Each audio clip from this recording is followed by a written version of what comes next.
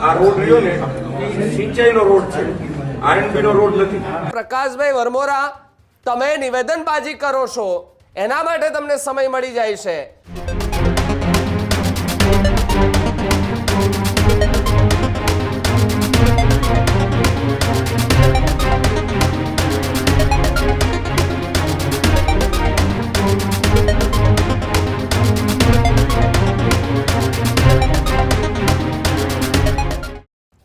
સમાચારોમાં આગળ વાત હળવદના ધારાસભ્ય પ્રકાશ વરમોરાને લઈને કરીએ તો છેલ્લા 4 દિવસથી પ્રકાશ વરમોરા એક નિવેદનને કારણે તો ચર્ચામાં છે, પરંતુ બીજી તરફ એક લોક દરબાર કાર્યક્રમ રાખવામાં આવ્યો હતો અને આ કાર્યક્રમમાં પોતાના લોક દરબારના કાર્યક્રમમાં જો પોતાનો જ ઉધડો લેવાઈ જાય તો કેટલાક સ્થાનિક લોકો ત્યાં પહોંચ્યા હતા અને પ્રકાશ વરમોરા જે છે તેમનો જ ઉધડો લઈ લેવામાં આવ્યો છે અને હળવદ ધ્રાંગધ્રાના ધારાસભ્યનો જાહેર કાર્યક્રમમાં ઉધડો લઈ લેવામાં આવ્યો છે. વર્ષોથી રોડની માંગણી કરતા મેરુપર ગ્રામજનોએ એ ધારાસભ્યને કહી દીધું છે અમને રોડ બનાવી આપો એટલે અમે તમને ભગવાન માનીશું. આ પ્રકારની વાત ગ્રામજનોએ કરી છે.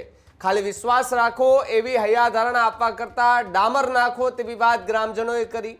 હળવદ ધ્રાંગધ્રા ધારાસભ્ય પ્રકાશ વરમોરાનો જાહેરમાં આટલા લોકો વચ્ચે ઉધડો લેવાઈ ગયો છે. સર્કિટ હાઉસ ખાતે યોજાયેલ લોક દરબારમાં એમએલએ સામે લોકોએ સવાલો કર્યા છે. નગરપાલિકા પીજીવીસીએલના અધિકારીઓ પણ ત્યારે ઉપસ્થિત હતા અને એની વચ્ચે કેટલાક સ્થાનિક લોકો ત્યાં આવ્યા અને કહ્યું છે કે આટલા સમયથી તમે ધારાસભ્યો છો, અમે તમને મત આપ્યા છે, તમને ચૂંટાઈને મોકલ્યા છે, તમે એને વિધાનસભા સુધી પહોંચાડ્યા છે, પરંતુ એ તમને મત આપવાથી અમને તો શું કંઈ ફાયદો તો થયો નથી.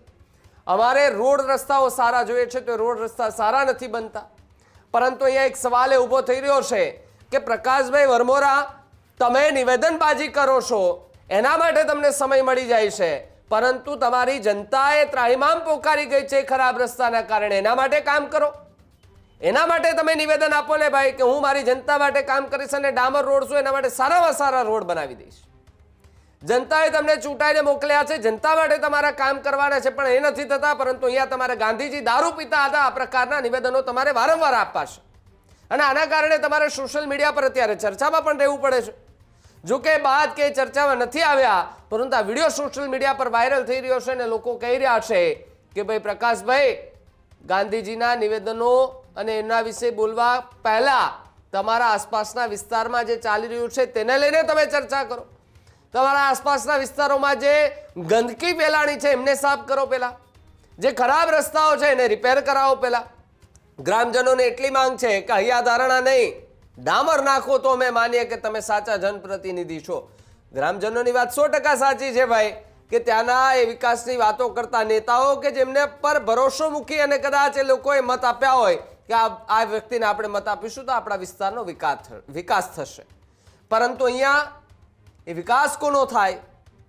એ વિકાસ નેતાઓનો ક્યારેક થાય, ક્યારેક અધિકારીઓનો વિકાસ થાય, પણ જેણે મત આપ્યા છે એનો વિકાસ થયો છે ક્યારે? આ સૌથી મોટો સવાલ અહીંયા ઊભો થઈ રહ્યો છે ને આના પર એક કેન્દ્ર બિંદુ જો બનતું હોય તો એ પ્રકાશ વરમોરા છે. અવારનવાર એ ચર્ચામાં રહેતા હોય છે. માત્ર આ તો એમની સામે બોલેલા શબ્દો છે સ્થાનિક લોકોએ, બાકી કેટલી વખત રોડ રોકો આંદોલન થયું છે, રસ્તાઓ ચક્કાજામ કરી દીધા અને ધારાસભ્ય પ્રકાશ વરમોરા સામે ગંભીર સવાલો પણ ઊભા કર્યા છે સ્થાનિક લોકોએ.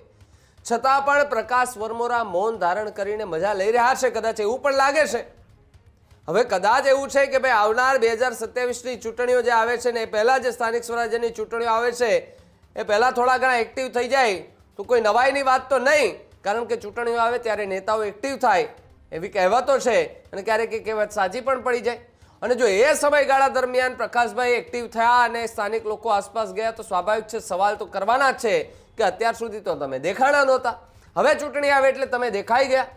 જનતાના કામ કરવા હોય તો તમારે જ્યાં સુધી તમે સત્તામાં છો, જ્યાં સુધી સત્તાની ગાદી પર તમને બેસાડ્યા છે ત્યાં સુધી તો તમારે જનતાનું વિચારવું પડે. નિવેદનોબાજી પછી કરવાની, પહેલાં તમારે જનતા માટેના કામ કરો. પ્રકાશભાઈ, ગઈકાલથી જ આમ તો એ ચર્ચાએ જોર પકડ્યું છે કે કોંગ્રેસ જે છે તેમણે એ રાજીનામું આપવાની માંગ કરી છે કે ભાઈ એમનું રાજીનામું લઈ લેવામાં આવે, ધારાસભ્ય પદ પરથી હટાવી દેવામાં આવે તેમને.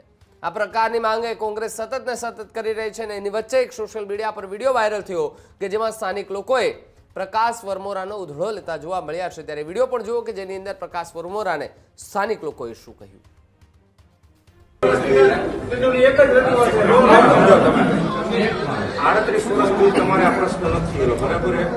માત્ર ને માત્ર આપણી લાગણી હિસાબે સિંચાઈ મંત્રી આપણને કરી દે છે, બરાબર? એક મિનિટ સમજો, આ રોડ રહ્યો ને એ સિંચાઈનો રોડ છે, આરએનબી નો રોડ નથી, છતાં સિંચાઈ રહ્યું ને એના પોતાના માટે વાપરે, પબ્લિક માટે વાપરવા ન દેવાના.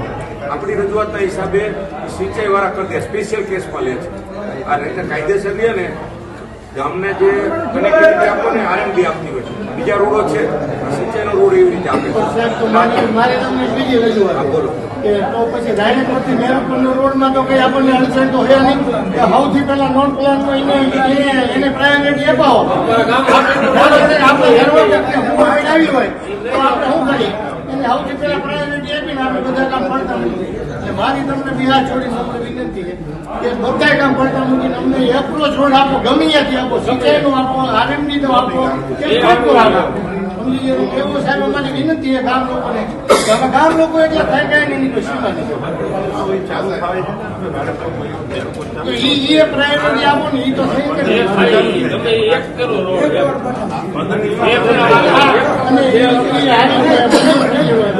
હા એ પ્રાયોરિટી છે બાપા.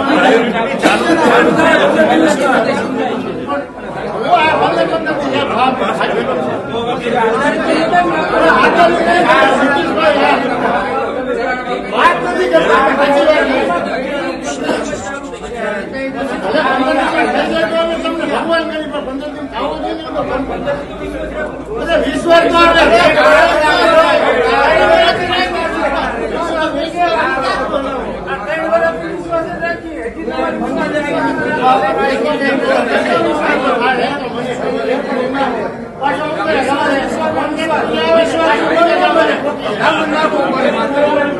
વિશ્વાસ લેવો છે, ડામર નાખો રોડ વિશ્વાસ